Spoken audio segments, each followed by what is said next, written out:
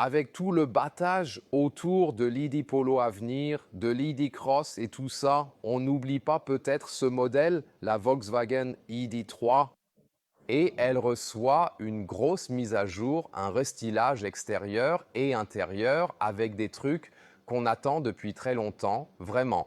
Franchement, Volkswagen revient aux sources et corrige aussi certaines erreurs qu'ils ont faites jusqu'ici, surtout à l'intérieur de ce véhicule. Et on va vous faire visiter celle-ci, l'ID.3, mise à jour qui s'appelle maintenant ID.3 Neo. On est dans la matrice ou pas? On va justement y répondre aujourd'hui. Au moins, j'essaierai et puis voir s'ils ont fait assez pour que celui-ci soit prêt pour l'avenir. Parce que, tu sais, c'était censé être une Golf électrique. Est-ce que c'en est enfin une? On verra. C'est Thomas sur AutoCheval en 4K, plein écran et en intégralité. Voici la nouvelle ID3 Neo qui reçoit la face avant de la nouvelle gamme ID comme l'ID Polo et l'ID Cross. Donc un design similaire pour toute la gamme. Et puis ici, avec la Matrix LED l'EQ Light, on a aussi la bande lumineuse qui traverse toute la face avant avec le logo VW éclairé. Et avec les faces précédentes, ils avaient déjà supprimé ce truc noir qui était sur le haut du capot. Et ici, ils ont continué dans la même idée. Ils veulent montrer plus la couleur carrosserie et moins d'éléments noirs, donc un design plus propre. Longueur 4,29 mètres, 169 pouces. Et ici, avant, c'était toujours comme avec un covering pour le contraste. Là, c'est maintenant entièrement couleur carrosserie. Le toit est aussi en couleur carrosserie par exemple, et si on va à l'arrière, il y a encore plus de couleur carrosserie ici parce que avant cette zone du coffre était entièrement noire et je pense que c'est vraiment un très bon choix parce que ça rend le design global plus épuré. Les feux arrière ici ont aussi une signature moderne. Et là, vous avez l'inscription ID.3 Neo. Celle-ci, dites-le en commentaire, SVP. Ici, basculez le logo pour ouvrir le coffre. Bientôt, plus d'infos sur les mesures et tout ça. Pour ce qui est des Spec Tech, ce sont les plus grandes jantes de 20 pouces. Ça démarre à 18 pouces et en option, ils peuvent prendre le DCC, la suspension adaptative, une suspension active et adaptative. Vous pouvez aussi rouler en mode sport et la suspension devient plus ferme. Ici, contrairement à la nouvelle famille MEB+, on a le MEB classique. C'est toujours une plateforme propulsion, peu importe la version, ce qui garantit une expérience de conduite très sportive et que tu peux aussi braquer très loin les roues avant, tu sais, vraiment beaucoup. Du coup, il a aussi de bons rayons de braquage, par exemple ici à l'avant. Ils ont mis un frunk maintenant. Non, c'est pas possible ici parce que le capot avant est très court et ils n'auraient tout simplement pas pu le loger. Là, c'est juste pour remplir du liquide lave-glace. Alors pour la techno-batterie, avec la trappe de charge ici côté passager, on commence avec une batterie LFP, soit en 50 kWh, soit en 58 kW. C'est vraiment nouveau. Il propose du LFP et le gros reste bien le NMC. Il affiche une capacité de 79 kW avec une charge AC à 11 kW. Le pic de charge DC atteint 168 kW. Et ils n'ont pas mis à jour l'infrastructure de recharge pour que ce soit beaucoup plus rapide maintenant.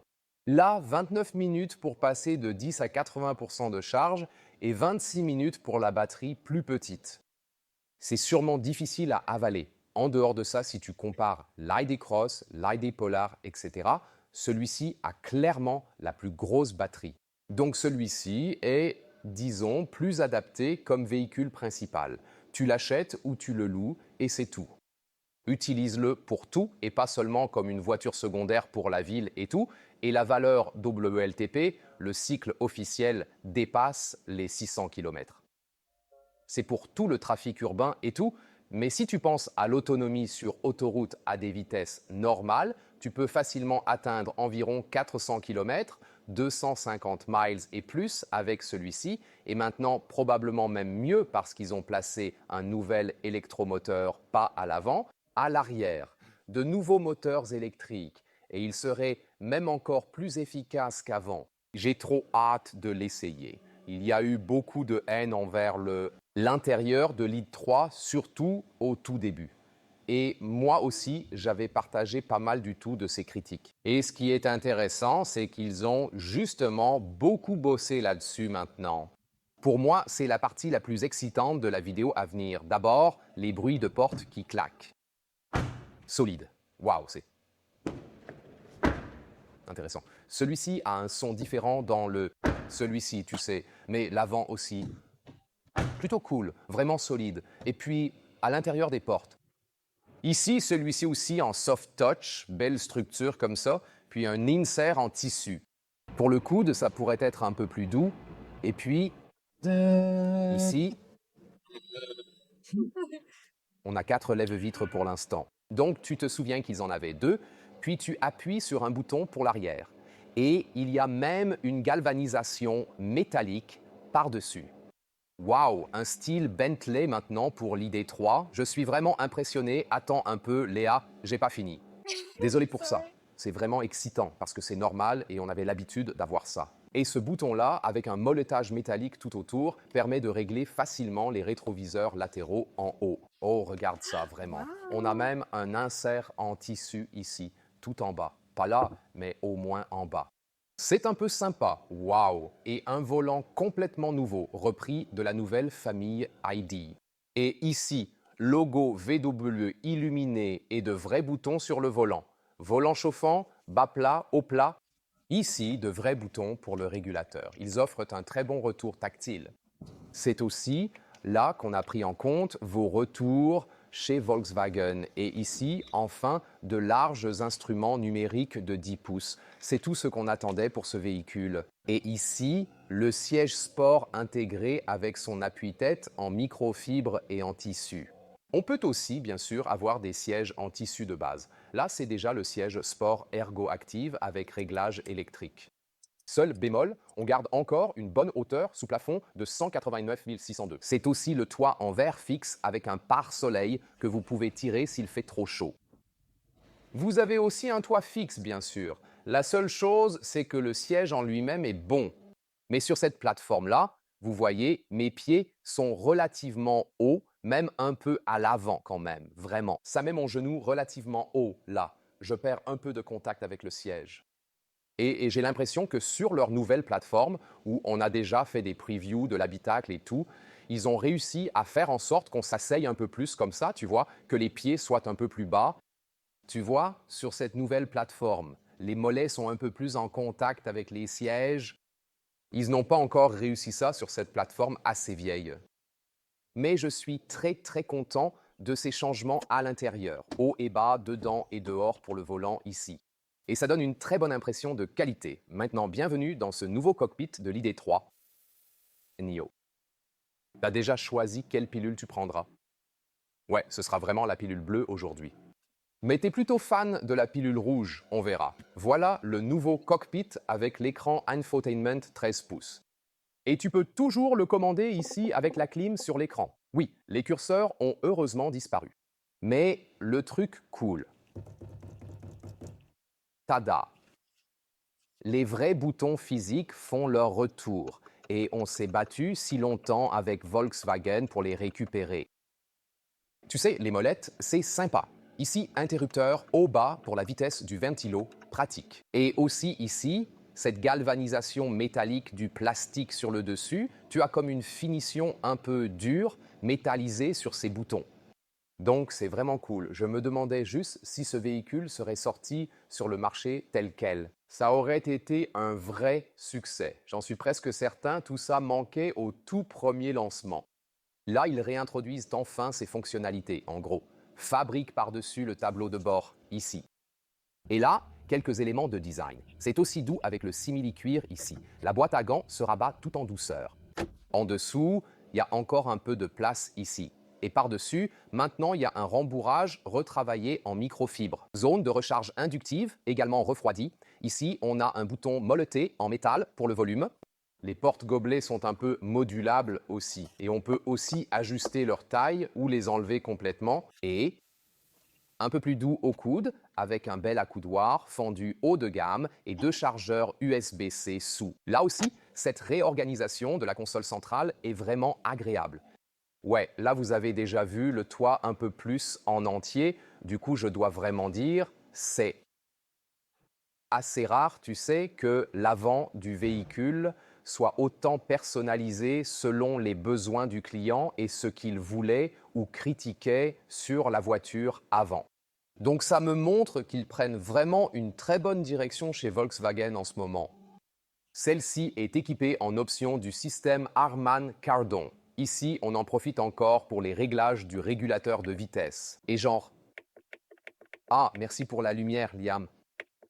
Et là, ce petit mécanisme qui clique est vraiment bien. À droite, volant chauffant, etc. On peut aussi changer les affichages des instruments numériques, grands et lisibles.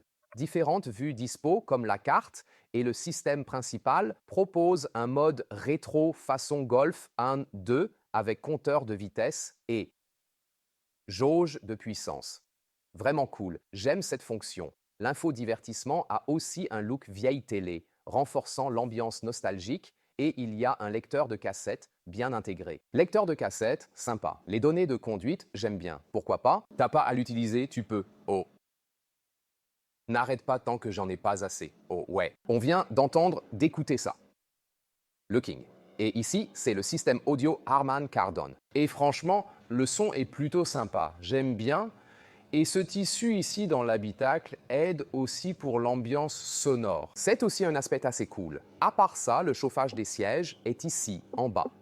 Et ce qui est bien aussi, c'est qu'il y a de bons raccourcis ici pour désactiver tout ce qui peut vous agacer. C'est donc très facile d'accès depuis la partie supérieure ici. Et vous pouvez aussi appairer Apple CarPlay et Android Auto et le système est enfin plus rapide qu'avant. Grosse amélioration de l'infotainment. Affichage tête haute possible. Passons au siège arrière.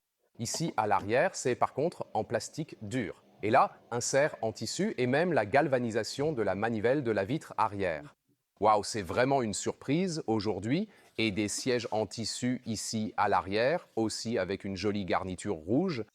Et là, on a les porte-gobelets au milieu. Ils ne sont pas disponibles par contre. C'est une trappe à ski que vous pouvez utiliser. Voilà, deux plans de siège bien utiles à l'intérieur. Et ici, ces éléments galvanisés, aération arrière à saisir. Ça rehausse vraiment la qualité au quotidien du pilotage de ce véhicule. Ici, encore une fois, la plateforme électrique fait que mes pieds sont trop hauts. Et c'est pour ça que j'ai cet angle ici. C'est le seul compromis à accepter avec la charge lente ou le manque de recharge rapide. Ici, l'espace pour les jambes est plutôt agréable. Donc, une fois de plus, des dimensions extérieures façon Golf. Les dimensions intérieures sont un cran au-dessus. La garde au toit se rapproche mais fonctionne encore avec notre 1809-602 et le confort des sièges est encore bon, juste que j'aimerais, tu sais, un peu plus de contact avec les jambes ici et que mes pieds seraient plus bas, mais ouais, c'est pas possible sur cette plateforme.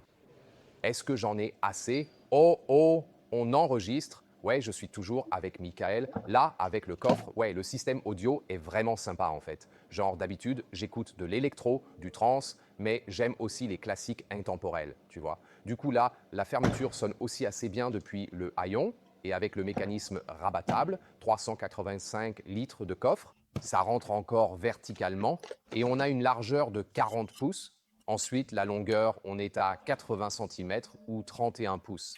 Et là, en dessous, je peux le diviser comme ça, le remonter comme ça. Un peu plus de place, par exemple, pour le câble de charge en dessous. Il y a une jolie séparation juste dessous. Bel amortissement épais, tu vois, mais il n'y a pas grand-chose.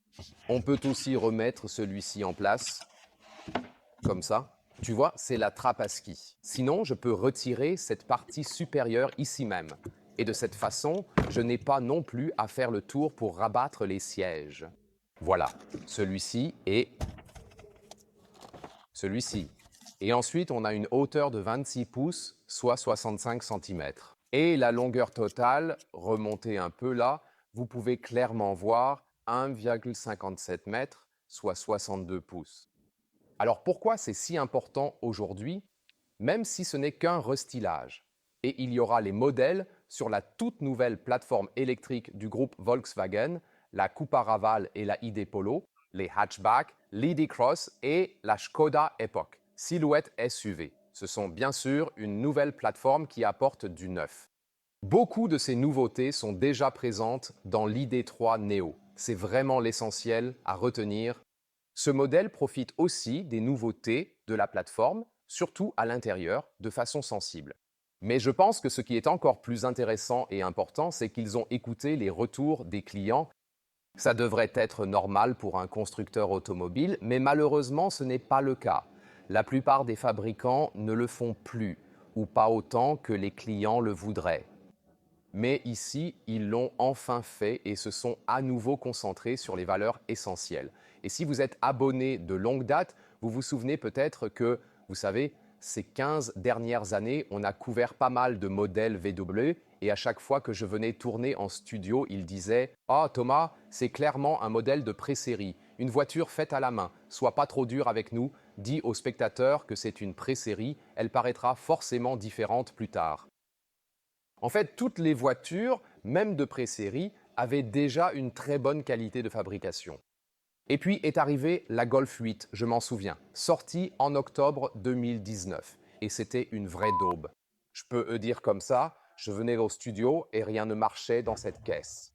Et aux prochains essais de conduite, rien n'a marché. Même si le matériel de base tenait encore, la voiture était, disons, pas au point, pour ainsi dire.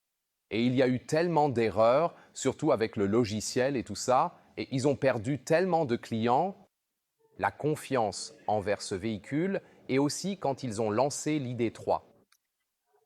Avec 2 commandes de vitres, du noir laqué, des curseurs tactiles, une catastrophe logicielle et tout ça.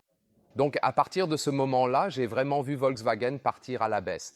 Et avant ça, quand les gens me demandaient genre hey, je voudrais, tu sais, une voiture relativement abordable. Je veux dire, c'est pas donné, mais ça devrait pas être du premium super cher. Et il faut que ça tienne la route, tout ça, et une bonne qualité de fabrication. Et quoi choisir, tu sais, genre la Golf, le Tigane, peu importe, tu vois. Mais à ce moment-là, ça a dégringolé et je pouvais plus vraiment le recommander comme premier choix. Et pour moi, c'est vraiment un tournant où ils disent qu'ils réécoutent les retours clients et qu'ils savent qu'ils sont, tu sais, sortis de cette vallée, tu vois. Et ils ont aussi réparé la Golf. La Golf est maintenant aussi mise à jour avec le logiciel et tout. Et certaines choses ont été améliorées. Et là, tu vois bien qu'ils peuvent améliorer les choses s'ils le veulent vraiment. Et ils ont vraiment tout changé, tu vois.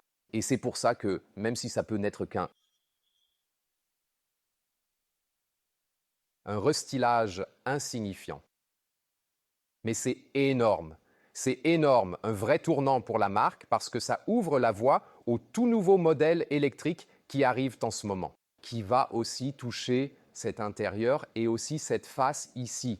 Je trouve que c'est vraiment encourageant à vivre aujourd'hui, que les petits détails sont juste bons, comme la galvanisation, vous savez, des aérateurs et des boutons et tout ça. Donc oui, un épisode très prometteur aujourd'hui. Après, oui, il y a eu tant de larmes à cause des erreurs faites avant. Et c'est en fait, encore une fois de plus, c'est vraiment super de vivre ça avec vous. Dites-moi sincèrement ce que vous en pensez. Mentionnez ma perception perso de Volkswagen dans les commentaires. C'est une voiture de pré-production, mais regardez cet intérieur parfait tant pour le design que pour la qualité de fabrication. Dites-moi. Nous allons maintenant découvrir d'autres EV proches de celle-ci.